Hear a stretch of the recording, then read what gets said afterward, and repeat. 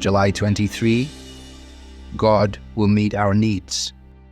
We were not idle when we were with you, nor did we eat anyone's bread without paying for it. But with toil and labor we worked night and day, that we might not be a burden to any of you.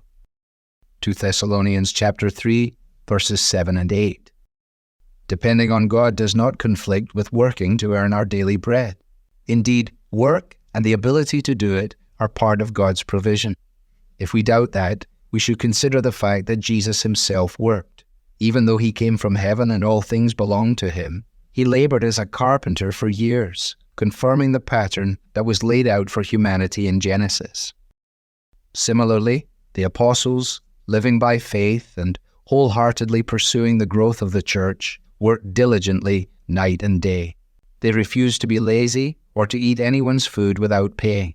As ministers of the gospel, they did have the right to ask for help with provisions. However, they took responsibility for themselves and practiced the trades they knew, serving as an example to imitate. In the midst of our own labors, we must recognize that we can abuse work in at least two ways, through either laziness or overactivity. The warning of Proverbs applies to us. The sluggard does not plow in the autumn. He will seek at harvest and have nothing. Or as Paul puts it, we must not be idle. But we must pay equally careful attention to the psalmist's words when he says, "It is in vain that you rise up early and go late to rest, eating the bread of anxious toil." Yes, we are to labor with our hands.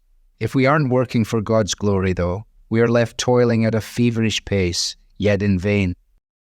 Nowhere is this more apparent than when we ignore the Sabbath principle. Nothing so reveals our unwillingness to take God at his word and to trust him for daily provision as when we abuse the command to work 6 days and rest for one. Why do we think we need to work all day, every day? The answer is, quite frankly, because we struggle to trust that God will meet our needs. We must find our security not in our work, but in the God who provides both the work and the means to carry it out. In our materialistic culture, it is not easy to work faithfully while learning to be satisfied with our God-given lot. Take a moment to reflect on your own work, be it in the home, the field, the factory, or the office. In what ways are you tempted towards laziness? And in what ways towards overactivity? What will it look like for you to work hard and trust God? In a world ensnared by materialism, your contentment in your work and in God's provision will be a compelling testimony to the divine love that alone provides true satisfaction. Devotional material is taken from the Truth for Life Daily Devotionals, copyright Alistair Begg, and is published by the Good Book Company. This reading was digitally created by Truth for Life and is used with permission. For more clear, relevant Bible teaching, visit truthforlife.org.